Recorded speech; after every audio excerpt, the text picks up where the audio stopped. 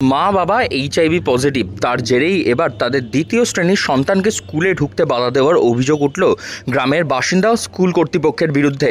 বর্তমান ডিজিটাল যুগেও এমন অমানবিক ছবি উঠে এলো আরামবাগ গোঘাট থানার বেঙ্গাই পঞ্চায়েতের একটি গ্রামে, যেখানে মা বাবার দুরারোগ্য ব্যাধির জন্য স্কুলের পঠন পাঠন শিক্ষা থেকে বাদ পড়েছে ক্লাস 2 এর ছোট বাচ্চা।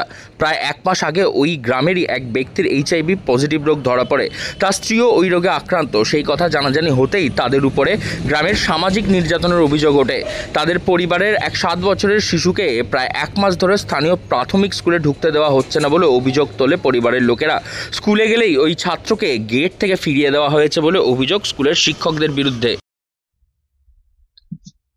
আমরাও এই কথাই শুনছি যে হ্যাঁ, একটা এইচআইভি রোগের একটা লক্ষণ শুনতেও পাওয়া যাচ্ছে বা হয়েওছে। তো তার একটি ছেলে আছে, ছেলেটি প্রাথমিক বিদ্যালয়ে পড়াশোনা করতে আসেন। তো তাকে অন্য ছাত্রছাত্রীর গার্জেনরা বলছে যে ওর বাড়ি এত বড় রোগ হয়েছে, ওকে স্কুলে নেওয়া যাবে না।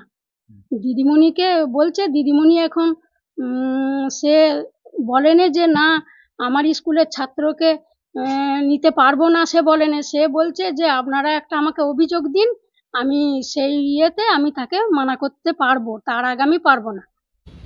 বর্তমান ডিজিটালাইজেশনের যুগেও মানুষের মধ্যে রয়েছে অন্ধকার, কুসংস্কার এবং মধ্যযুগীয় বর্বরতার মতন চিন্তাভাবনা।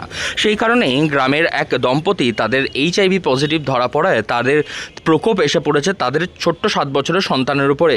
এইচআইভি যদিও কোনো রকম সংক্রামক ব্যাধি নয়, তবুও সাধারণ মানুষজন তাদেরকে সামাজিকভাবে বয়কট করেছে গোটা পরিবারকে। একটি পুকুর থেকে তারা জল ব্যবহার করতে, সেই পুকুরেরও জল ব্যবহার করতে দিচ্ছে না নাকি গ্রামের মানুষজনরা। এমনই মধ্যযুগীয় চিন্তাভাবনা এবং কুসংস্কার আচ্ছন্ন হয়ে রয়েছে বেঙ্গাই গ্রামের ওই এলাকার সাধারণ মানুষজন। কি বলছেন এই বিষয়ে স্কুলের প্রধান শিক্ষিকা, যে শিক্ষিকা নাকি স্কুলের ছাত্রকে ঢুকতে দেয়নি, শুনুন তার কথা। আমার বিদ্যালয়ের কোনো ছাত্র কি আমি বা আমরা, আমার বিদ্যালয়ের শিক্ষক শিক্ষিকারা কোনোদিনই আসতে বারণ করিনি বা বিদ্যালয়ে আসবে না এই কথাও বলিনি বা কোনো কিছু অভিযোগ তাদের বিরুদ্ধে আনিনি। আমার বিদ্যালয়ে সেই ছাত্রটি 2য় শ্রেণীতে পঠন পাঠন করে এবং আমাদের বিদ্যালয়ে 167 জন বাচ্চা আছে যারা পঠন পাঠন করে।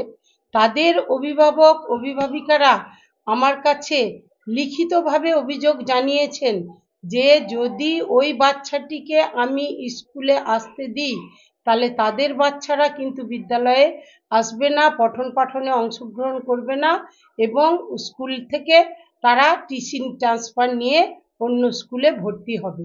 এখন আমি বা আমরা এমতো চাপের মুখে পড়ে ঊর্ধ্বতন কর্তৃপক্ষ বা হেলথের লোক, আমাদের ঊর্ধ্বতন বলতে আমাদের সার্কেল প্রজেক্ট কোঅর্ডিনেটর এসআই সাহেবকে জানিয়েছি এবং মাস পিটিশনের কপি আমি পঞ্চায়েতে দাখিল করেছি এবং আমার যে ভিসি ভিলেজ এডুকেশন কমিটি আছে ওনারা এসে বলে গেছিলেন, ওনারাও কিন্তু জানেন মাস পিটিশন নিয়ে বসেছেন এবং ওনারা মিটিং করবেন বলেছেন।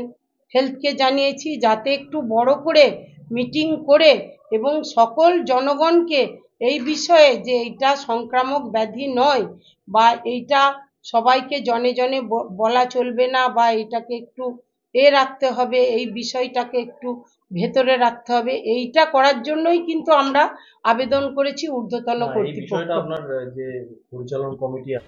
বর্তমানে ডিজিটালাইজেশনের যুগেও গোঘাটের এই হেন চরিত্রের ঘটনা তা একেবারে আঙুল তুলে প্রশ্ন করছে যে এখনও পর্যন্ত মানুষের মধ্যে কতটা কুসংস্কার এবং সচেতনতার অভাব রয়েছে।